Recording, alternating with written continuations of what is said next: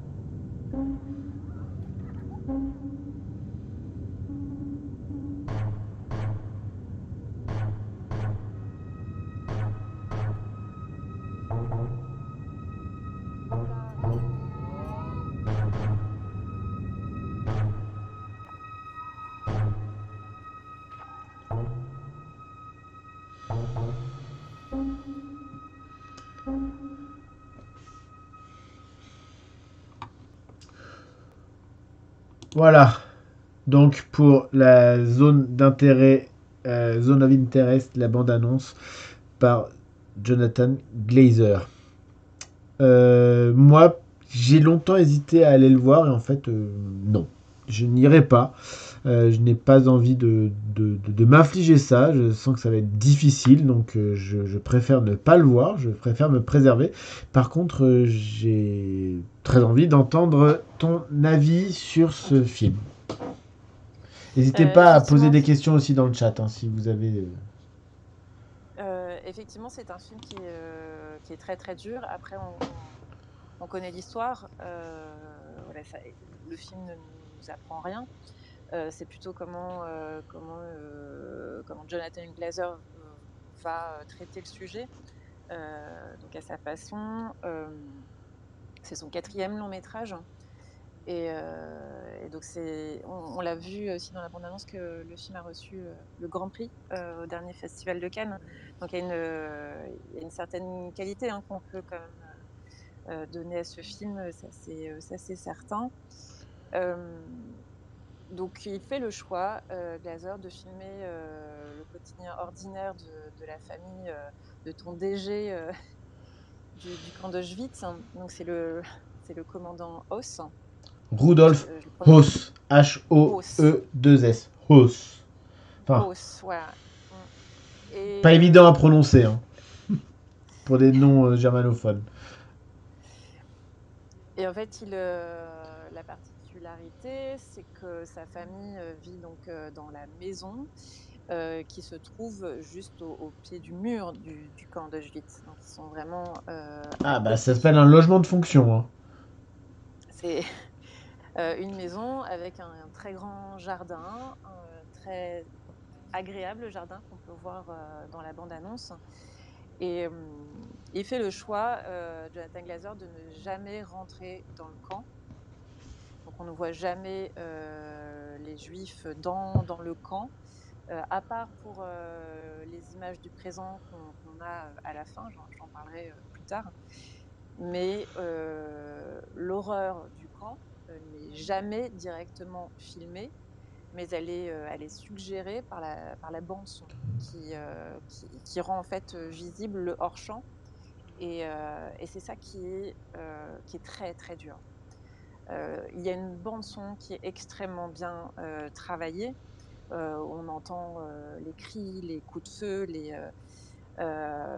toutes, des enfants pleurer, c'est atroce. C'est atroce. On entend ça, mais dès le début, en fait, hem, en plus, Glaser, nous met en condition, en fait. Il a une façon de nous mettre en condition où, on entre dans le film, par un fond noir, par une bande son très, très pesante.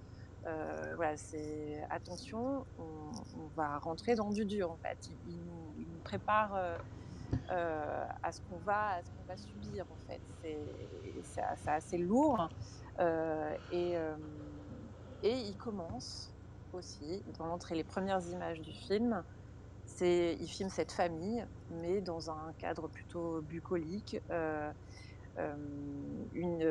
peu un paysage, effet carte postale, mais assez ordinaire, en fait, quelque chose d'assez paisible, voilà, une famille avec des enfants qui pique-niquent et qui rentrent chez eux après une belle journée, ensoleillée, et ça va être, on va être dans cette position-là, à regarder cette famille qui, Bah, vit paisiblement, pourquoi qui, ils vivraient pas paisiblement, hein?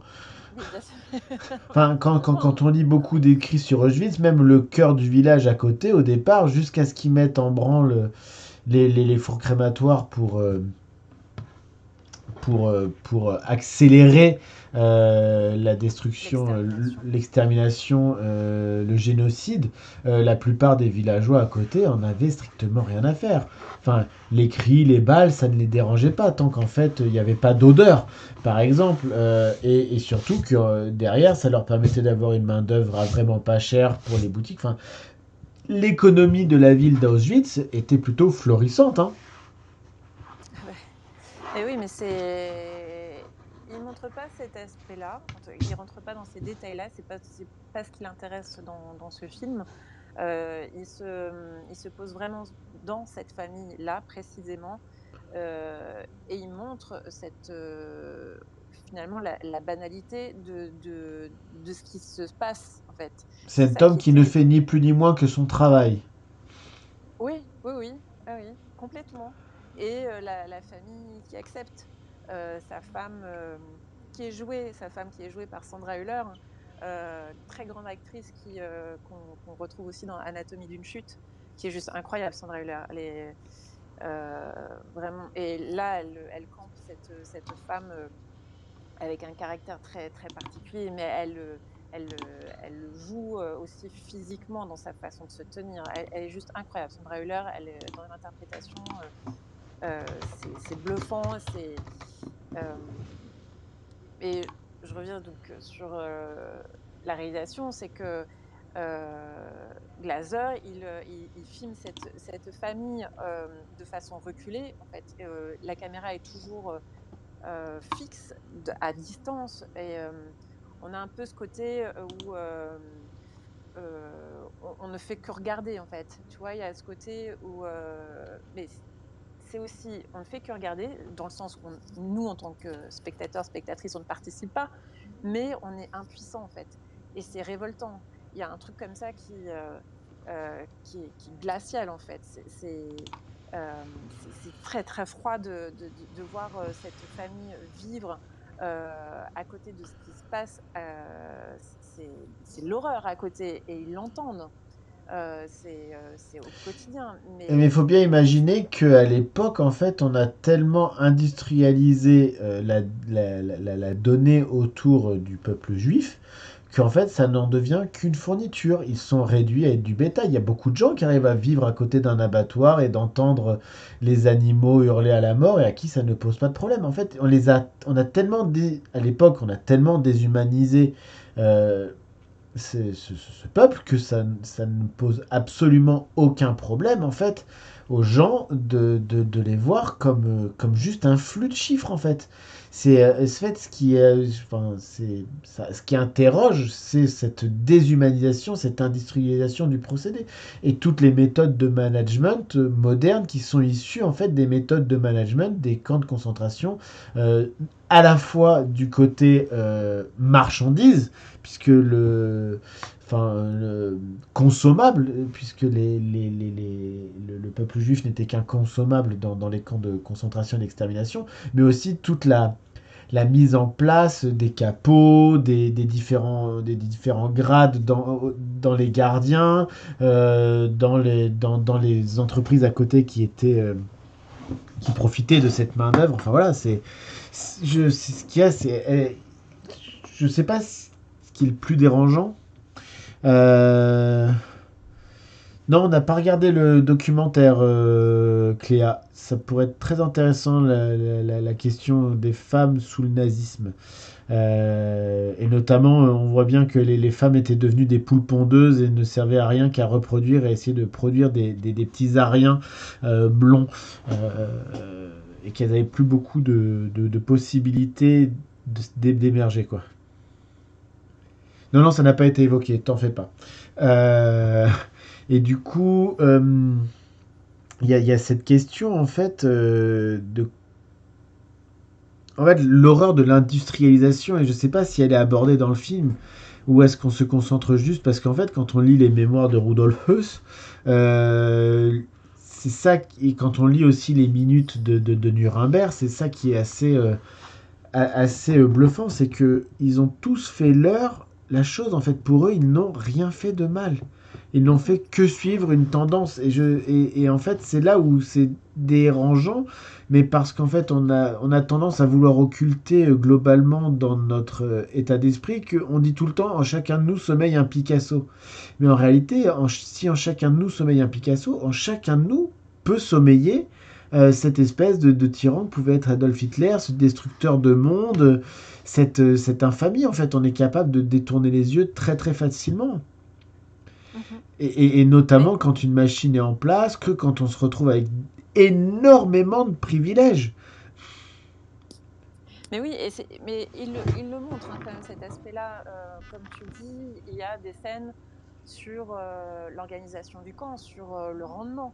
En fait, effectivement, les Juifs sont pris pour de la marchandise complètement, parce qu'on assiste à des réunions de travail dans la maison familiale où ils vont discuter de comment rendre plus efficace l'activité, mais l'activité mortelle. Hein. Ah bah, Mais jamais ils vont utiliser les mots, ils vont utiliser des mots industriels en fait. C'est c'est très, très dur quand nous, en tant que spectateurs et spectatrices, on est là à regarder. C'est très, très lourd à vivre en fait, à vivre ces scènes-là et en fait, comment on peut accepter ces atrocités, euh, comment cette famille, mais du coup, là on est sur cette famille, mais c'est comme tu le dis, les habitants autour ou toutes les personnes qui travaillent sur le camp, c'est comment les atrocités peuvent être acceptées et, et c'est ça peut-être aussi qui est très très dur parce que nous à notre place, dans notre fauteuil, à regarder avec le recul, on se dit ouais, c'est juste pas possible. Mais ces personnes-là, cette famille, elle est heureuse. Elle montre qu'elles ont travaillé dur en fait pour en arriver là, que c'est un privilège d'être là. Il y a une c'est fierté, même plus qu'un privilège, c'est une récompense. récompense, une ascension sociale. Et, ça, c'est montré. La femme de Oz, Heus. elle est... ah pardon, j'arriverai pas à bien le prononcer. Elle, elle veut rester, même à un moment donné où il y a la possibilité de partir, mais parce qu'il y a un changement professionnel. Elle ne veut pas partir parce que pour elle, c'est son paradis, c'est son Éden. Elle le dit, c'est son Éden. Et je trouve que c'est bouleversant en fait de voir ça, cette non prise de conscience. Elle dort paisiblement en fait, malgré tous les cris, malgré les odeurs, parce que on comprend qu'il y a les odeurs quand sa mère leur rend visite pour la première fois, et où elle est fière de montrer sa belle maison, son beau jardin à sa mère, et elle lui dit qu'elle est très fière de tout ce qu'elle a fait. Et en fait, la première nuit où elle va dormir, elle va découvrir cette odeur des crématoires, qui doit être atroce en fait. Et elle va s'enfuir. Elle va tellement, c'est tellement insupportable qu'elle fuit. Et je trouve que c'était peut-être la plus humaine de la famille, alors qu'elle semblait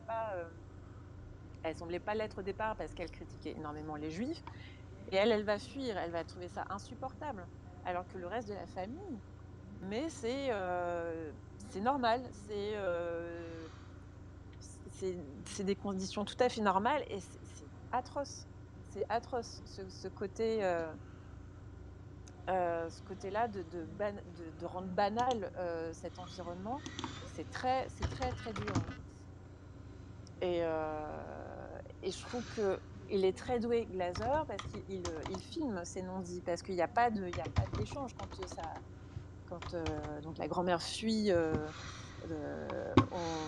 C'est pas dit, il n'y a pas d'échange, mais tout ça, c'est dans la suggestion. Et c'est très très malin de la part de Glaser. Mais comme la présence du camp, enfin, tout est dans le son, tout. Je trouve que en termes de réalisation, c'est effectivement intéressant. Après, il y a beaucoup de films sur la Shoah. Oui, il y en a plein. De films sur la Shoah. Et bon, c'est un film de plus, c'est un film qui est très bien réalisé. Moi, je le vois un peu comme une piqûre de rappel. Un peu, n'oubliez pas,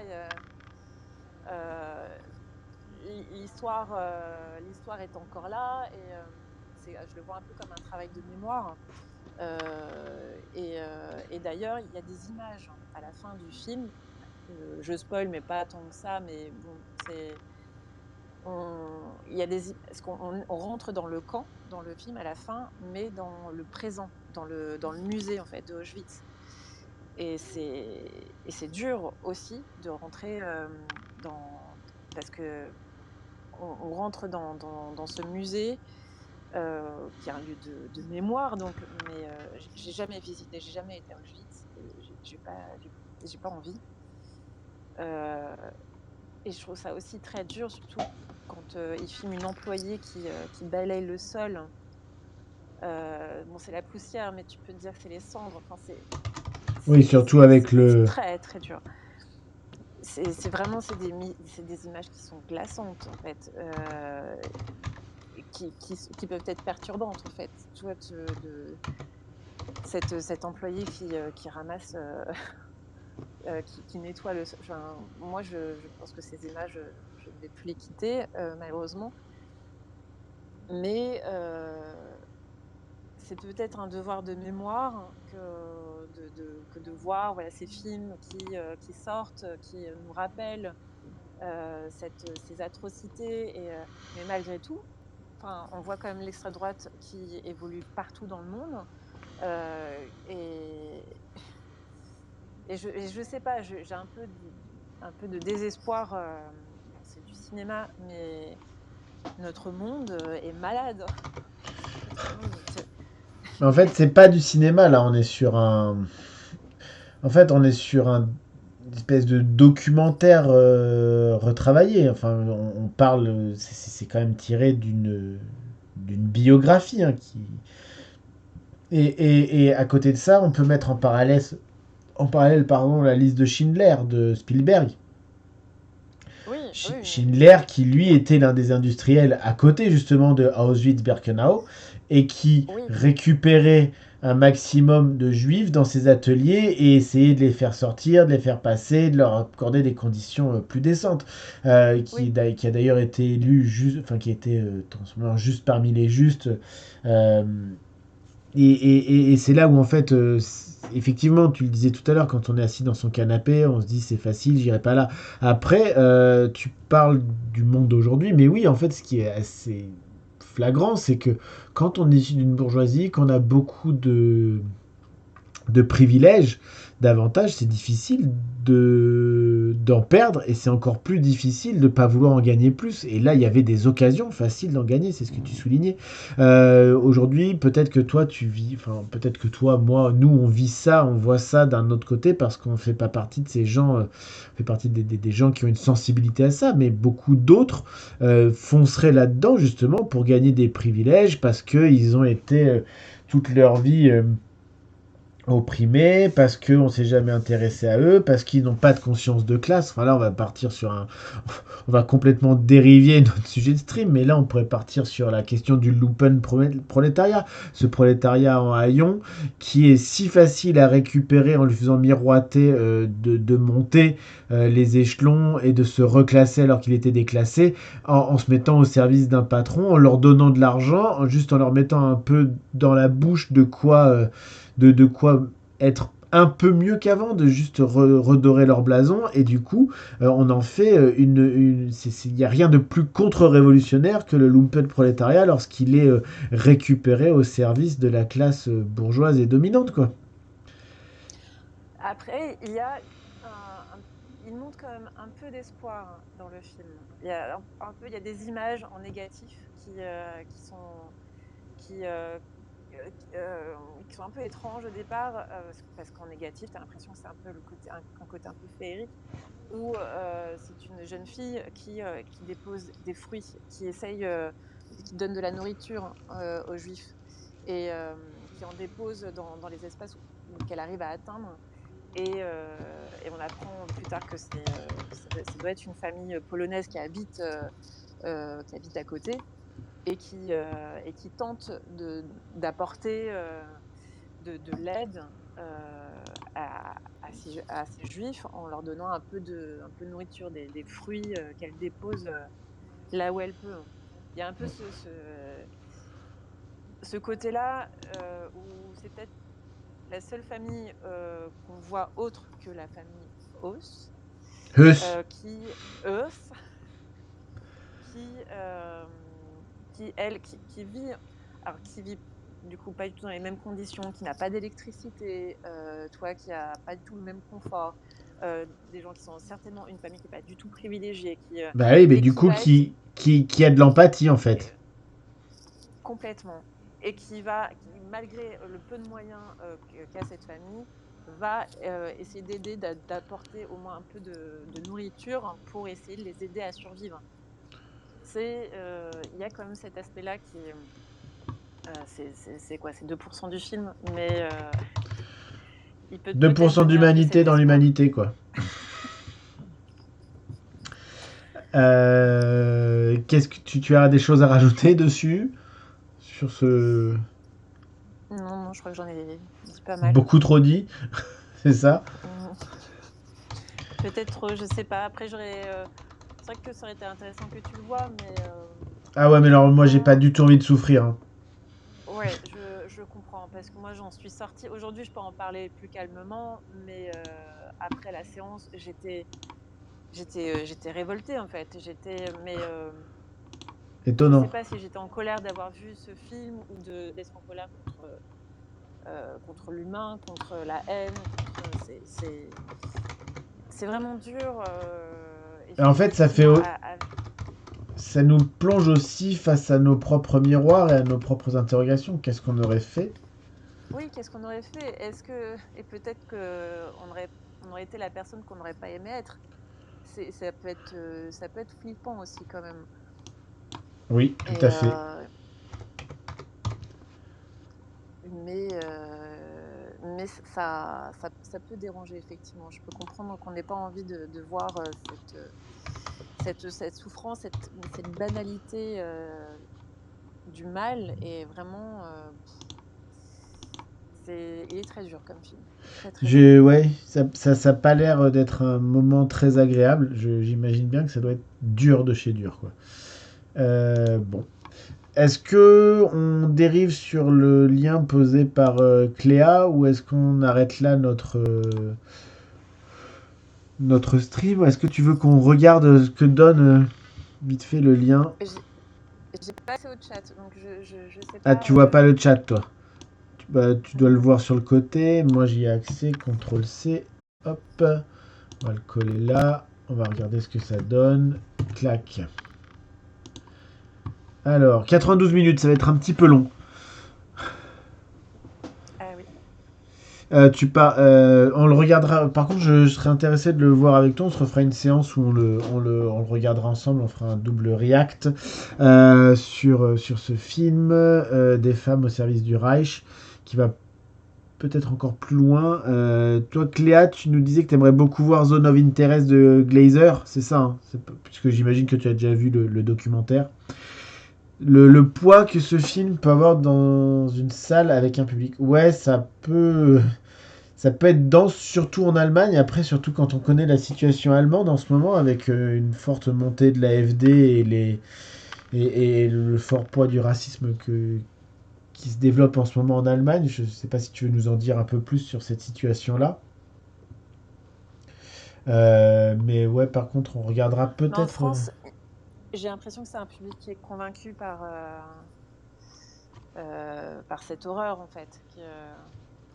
C'est un Qui est allé public voir le qui film. va. Ouais, ouais. Oui. De toute façon, enfin, Oui, oui, bah c'est souvent des publics convaincus qui vont voir ce genre de film, hein. C'est pas non plus très étonnant que ce ne soit pas. En plus, c'est un public, c'est un film un peu confidentiel. On va pas se cacher, hein. Jonathan Glazer, c'est quand même pas non plus le mec le oui, c'est pas un plus. réalisateur populaire. Non, voilà, c'est ce que je voulais dire. Merci. C'est pas un réalisateur populaire.